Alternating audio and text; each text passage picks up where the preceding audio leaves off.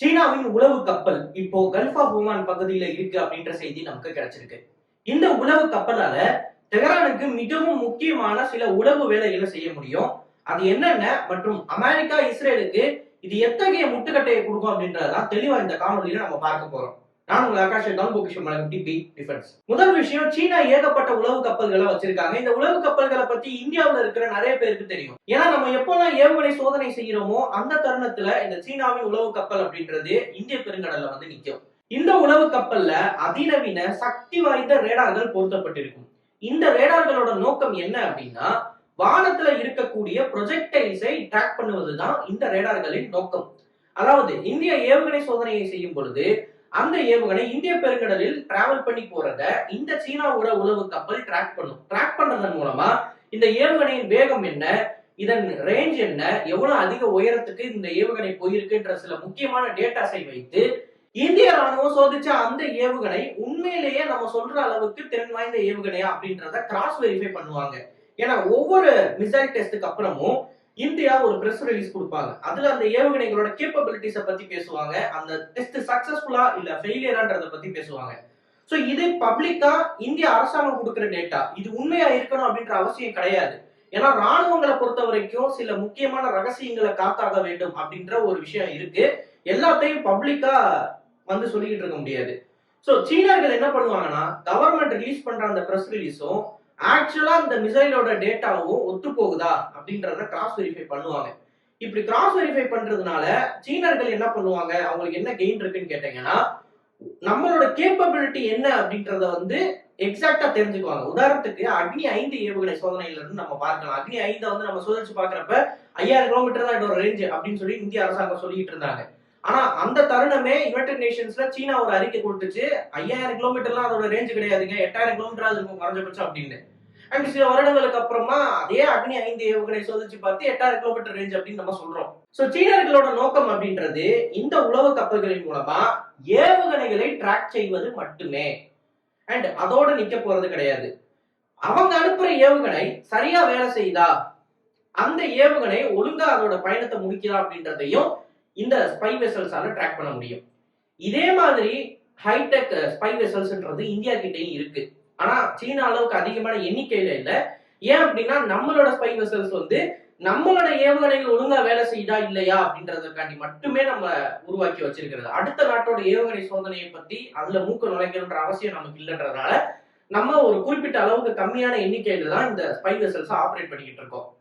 So சீனர்கள் வந்து இப்போ இந்த ஸ்பை வெசலை கல்ஃப் ஆஃப் ஓமான்ல நிறுத்தி என்ன பண்ணிக்கிட்டு இருக்காங்க அப்படின்னு கேட்டீங்கன்னா, 2 விஷயங்கள் இதுல இருக்க வாய்ப்பு இருக்கு. ஒண்ணு, ஈரான் அனுப்பக்கூடிய பலிஸ்டிக் ஏவுகணைகள் சரியா அதோட டார்கெட்டை போய் அடிக்குதா இல்லையா அப்படின்ற முக்கியமான டேட்டாஸ ஈரானியர்களுக்கு அனுப்பலாம். இது ஒரு முக்கியமான விஷயம். 2வது, அமெரிக்க நேஷனல்ஸை ட்ராக் பண்றது. அமெரிக்கா எப்போ ஏவுகணை தாக்குதல் நடத்த போறாங்க, அமெரிக்க விமானப்படையில எத்தனை விமானங்கள் வானத்துல இருக்கின்ற முக்கியமான டேட்டாஸை வந்து இந்த ஸ்பை வெசலால ட்ராக் பண்ண முடியும். இதையும் தெஹரான் கூட அவங்க ஷேர் பண்றதுக்கு வாய்ப்பு இருக்கு. சோ தெஹரானோட ஏவுகணைகள் சரியா விழுகுதா அதோட டார்கெட்ல அப்படின்றத பார்த்து, அண்ட் சப்போஸ் அந்த டார்கெட்டை விட்டு அது மிஸ் ஆகுது அப்படின்ற பட்சத்தில் அடுத்து வரக்கூடிய ஏவுகணையை சரியா அதோட டார்கெட்டை நோக்கி அனுப்புறதுக்கு தேவையான அந்த கரெக்ஷன்ஸ் பண்றதுக்காண்டி தான் இந்த சீனாவின் ஸ்பை வெசல் வந்து தெஹரானுக்கு உதவிகரமா இருக்கும். அதை தாண்டி தெஹரானோட ஏவுகணைகளுக்கு தேவையான நேவிகேஷனை இந்த சீனாவோட ஸ்பை வெசலால கொடுக்க முடியாது அப்படின்றது எல்லாரோட கருத்தாவும் இருக்கு. காரணம் என்ன, ஒரு ஏவுகணையை பொறுத்த மட்டும் அந்த ஏவுகணையை நடுவானத்துல வந்து நம்ம டைரக்ஷன்ஸை கொடுத்து அந்த வானத்திலேயே அதை டைரக்ஷனை மாற்ற வைக்கிறதுன்றது ரொம்ப ரொம்ப கஷ்டம். அதுவும் குறிப்பா பலிஸ்டிக் ஏவுகணைகளை பொறுத்த வரைக்கும். ஏன்னா அது ஒரு ப்ரீ பிளான்ட் ட்ரெஜெக்டரியா தான் ஃபாலோ பண்ணும். க்ரூஸ் ஏவுகணைகள்லாம் அதோட கதை வேற. க்ரூஸ் ஏவுகணைகளை வந்து நடுவானத்தில் நம்ம இஷ்டத்துக்கு எங்க வேணாலும் போக வைக்கலாம். பட் பலிஸ்டிக் ஏவுகணை அந்த மாதிரி பண்ண முடியாது. ஸோ இந்த குறிப்பிட்ட சைனீஸ் வெசலால ஈரானியன் ஏவுகணைகளுக்கு டார்கெட்டிங் டேட்டாவெல்லாம் கொடுக்க முடியாது. அந்த ஏவுகணையோட பெர்ஃபார்மன்ஸை பத்தி மட்டும்தான் தெளிவான ஒரு ரிப்போர்ட் எடுத்து ஈரானியர்களுக்கு கொடுக்க முடியும். ஸோ ஈரானியர்கள் அடுத்தடுத்து அடிக்கக்கூடிய ஏவுகணைகளை வந்து ரொம்ப அக்யூரேட்டா அடிப்பாங்க. அந்த அக்யூரசி வந்து இம்ப்ரூவ் ஆகிட்டே போகும். அது நம்ம சமீபத்தில் நடக்கக்கூடிய மிசைல் அட்டாக்ல இருந்தே பார்க்க முடிஞ்சிச்சு. ஏன்னா இப்போ ரீசெண்டா நடக்கிற அட்டாக்ஸோட வீரியத்தன்மை குறைஞ்சாலும் அக்யூரசி அதிகமா இருக்கு. இதை நம்ம ஒத்துக்கிட்டு தான் ஆகணும். நிறையவே மீடியா ரிப்போர்ட்ஸ் என்ன சொல்லுது அப்படின்னு பாத்தீங்கன்னா, முதல் நாள்ல இருந்தே இப்ப வரைக்கும் ஏவுகணை தாக்குதலோட ரேஷியோ என்ன அப்படின்னு எடுத்து பார்க்கிறப்ப 90% ஈரானின் ஏவுகணை லான்ச்சஸ்ன்றது குறைஞ்சிருக்கிறதா சொல்றாங்க. ஆனா கிட்டத்தட்ட 300% அந்த ஏவுகணைகளின் அக்யூரசின்றது அதிகமாயிருக்கு. இதை நம்ம ஒத்துக்கிட்டு தான் ஆகணும். சோ இந்த அக்யூரசிஸை அதிகப்படுத்துறதுக்காண்டி ஈரானுக்கு இருக்கக்கூடிய 2 ஆப்ஷன். ஒண்ணு என்ன அப்படின்னா, இந்த ஏவுகணை போய் விழுகிறப்ப கிடைக்கக்கூடிய வீடியோஸ். இதை நிறைய பேர் எடுத்து ரிலீஸ் பண்ணிக்கிட்டு இருக்காங்க. இதனால பெருசா என்ன பாதிப்பு வந்துட போகுது அப்படின்னு நினைக்கிறாங்க. கண்டிப்பா கிடையாது. ஏன்னா அந்த ஏவுகணை போய் எங்க விழுகுது அப்படின்ற வீடியோ அண்ட் எவிடன்சஸ் அவங்களுக்கு கிடைச்சிச்சு அப்படின்னா, அது டார்கெட்ல இருந்து எவ்வளவு டீவியேட் ஆயிருக்குன்றத புரிஞ்சுக்கிட்டு அதுக்கேற்ற மாதிரி அடுத்த மிசைலை காலிபிரேட் பண்ணுவாங்க. சோ அதனாலதான் தெஹரான்ல மிசைல் அட்டாக் நடக்கிறப்பையும் பாம்ஸ் விழுகிறப்பையும் யாரும் வீடியோ எடுக்காதீங்க அப்படின்னு சொல்லி ஆரம்பத்துல இருந்தே ஒரு பேன் இருந்துச்சு. அந்த பேனை மீறி தான் ஒரு சில வீடியோஸ் ட்விட்டர்ல நமக்கு வருது. எக்ஸாக்ட் பாயிண்ட் ஆஃப் டிஸ்ட்ரக்ஷன் அப்படின்னு கரெக்டா அந்த பாம்பு விழுகிற சமயத்துல அதை யாரும் வீடியோ எடுத்து போஸ்ட் பண்ண வேணாம் அப்படின்றத தெஹரான்ல இருக்கக்கூடியவங்க பப்ளிக்காவே பிரஸ் ரிலீஸின் மூலமா சொல்லிக்கிட்டு இருக்காங்க மக்களுக்கு, சாதாரண மக்களுக்கு. ஏன்னா அந்த டேட்டா கிடைச்சிச்சு அமெரிக்கன்ஸ் மற்றும் இஸ்ரேலிஸ்க்கு கிடைச்சிச்சுன்னா அவங்க இன்னும் அக்யூரேட்டா அந்த டார்கெட்டை நியூட்ரலைஸ் பண்ண ட்ரை பண்ணுவாங்க. சோ இந்த விஷயம் தான் மேற்கு நாடுகள்ல இருக்கக்கூடிய ஆசெட்ஸுக்கும் பொருந்தும். ஆனா மேற்கு நாடுகளை பொறுத்த வரைக்கும் ஃப்ரீடம் ஆஃப் ஸ்பீச் அப்படின்ற ஒன்று இருக்கிறதுனாலையும் யாரும் கண்டென்ட்டை ரெஸ்ட்ரிக்ட் பண்ண முடியாது. ஒருத்தர் வீடியோ எடுத்துட்டாரு அப்படின்னா அதை போஸ்ட் பண்றதும் போஸ்ட் பண்ணாலும் அவரோட விருப்பம். போஸ்ட் பண்ணதுக்கு அப்புறம் நீ இதை போஸ்ட் பண்ணக்கூடாது அப்படின்லாம் பெருசா எந்த ஒரு ரெஸ்ட்ரிக்ஷன்ஸையும் கொடுக்க முடியாது. வீடியோவே எடுக்க விடாம தடுக்கலாம், அது வேற கதை. பட் எடுத்ததுக்கு அப்புறம் அதை போஸ்ட் பண்ணி தான் தீருவாங்க. அண்ட் அமெரிக்கன் மீடியா அவுட்லெட்ஸ் ரொம்ப பிரைம் டிவி ஷோஸ்லாம் இந்த வீடியோஸ் எல்லாம் ஷேர் பண்றாங்கன்றப்ப அதை வச்சு ஈரானியர்களால இந்த ஏவுகணை துல்லியமா தாக்கி இருக்கா இல்லையா, டார்கெட்டோட நிலைமை என்ன இப்ப அப்படின்ற குரூஷியலான டேட்டாவை கேதர் பண்ண முடியும். அண்ட் ரெண்டாவது இந்த சைனீஸ் ஸ்பை வெசல். இது சீனர்களோட ஃபர்ஸ்ட் இன்வால்மெண்ட்ன்றது கிடையாது. நான் ஏற்கனவே பேசின மாதிரி சீனர்கள் சேட்டலைட்டின் மூலமாக அமெரிக்க விமானப்படை தளங்கள் எந்த அளவுக்கு பாதிக்கப்பட்டிருக்கு அப்படின்றத இமேஜஸ் எடுத்து தெஹரானுக்கு கொடுத்துக்கிட்டு இருக்காங்க. அதுல ஒரு சில இமேஜஸை பப்ளிக்காவும் டிஸ்கோஸ் பண்றாங்க. ஸோ அவங்களோட ஏர்பேஸ்ல நடந்த அட்டாக்கா இருக்கட்டும், இல்ல சவுதியில ஆயில் ரிஃபைனரியில நடந்த அட்டாக்ஸா இருக்கலாம், இது எல்லாத்தோட சேட்டலைட் பிக்சர்ஸும் சைனீஸ் கம்பெனிஸ் கிட்ட இருந்து தான் ஃபர்ஸ்ட் ரிலீஸ் ஆச்சு. அதுக்கப்புறம் தான் மித்த கம்பெனிஸோட போட்டோகிராஃபிக்ஸ் ரிலீஸ் ஆச்சு.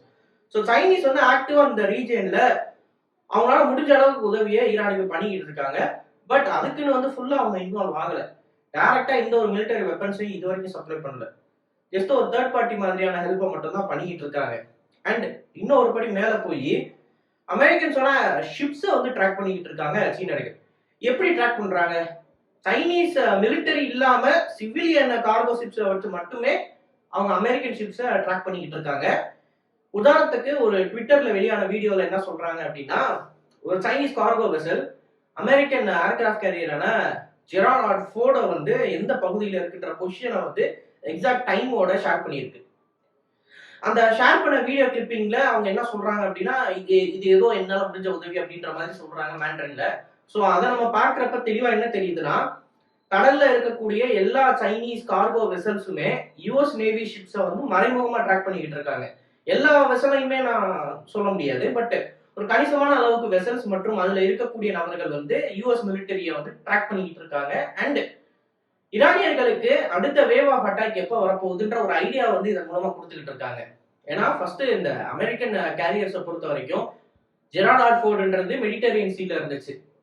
அண்ட் யூஎஸ் நேவியோட ஆப்ரஹாம் லிங்கன் மட்டும்தான் டைரக்டா பாம்ஸை போட்டுக்கிட்டு இருந்துச்சு ஈரான் மேல. இப்போ என்ன நடக்குதுன்னா, ஜெரால்ட் ஆர்ஃபோர்டு சூயஸ் கனால் வழியா இப்போ திருப்பி ரெட்சிக்குள்ள வந்துருச்சு. ஸோ மறுபடியும் Gerald R Ford Abraham Lincoln aircraft கேரியரோட ஜாயிண்ட் ஆபரேஷன்ஸ்ல ஈடுபட போகுது அப்படின்றப்ப 2 மடங்கு அதிகமான ஏர் ஸ்ட்ரைக்ஸ்ன்றதை எதிர்பார்க்கலாம், அடுத்த நாளோ இல்ல அதுக்கு அடுத்த நாள்லயோ. ஸோ இப்படி இருக்கிறப்ப இந்த அமெரிக்கன் நேவி ஆசெட்ஸோட பொசிஷன் எங்க இருக்கு, இன்னைக்கு தேதிக்கு இந்த டயத்துக்கு இது எங்க இருக்கு அப்படின்ற தகவல்ன்றது ரொம்ப ரொம்ப முக்கியம்.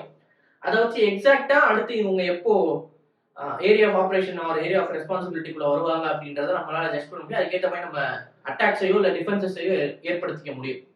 ஸோ சீனர்கள் இவ்வளவு தூரம் இறங்கி வேலை செய்யறதை பத்தி நீங்க என்ன நினைக்கிறீங்க அப்படின்றத மறக்காம கமெண்ட்ஸ்ல பதிவிடுங்க. அண்ட் இது போல நிறைய தகவலை தெரிந்து கொள்ள டிப் நியூஸ் பேஜை ஃபாலோ பண்ணிக்கோங்க. நல்லது இப்போ நல்ல சமுதாயத்தை இருக்கும். நன்றி, வணக்கம்.